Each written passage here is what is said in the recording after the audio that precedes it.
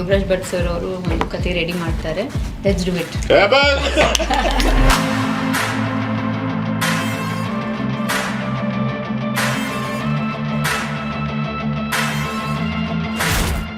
ಮೋಹಕ ತಾರೆ ರಮ್ಯಾರನ್ನು ಮತ್ತೆ ಬೆಳ್ಳಿ ಪರದೆಯಲ್ಲಿ ನೋಡಬೇಕು ಎನ್ನುವುದು ಅಸಂಖ್ಯಾತ ಅಭಿಮಾನಿಗಳ ಬಹುಕಾಲದ ಆಸೆ ಕನಸಾಗಿಯೇ ಉಳಿದಿದೆ.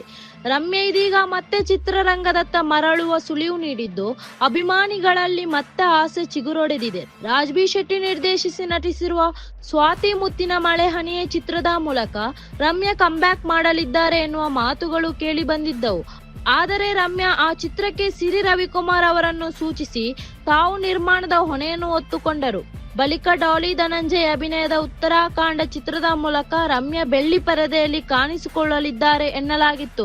ಆದರೆ ಕಾರಣಾಂತರಗಳಿಂದ ಆ ಚಿತ್ರದಲ್ಲೂ ರಮ್ಯಾ ಹೊರ ನಡೆದಿದ್ದರು.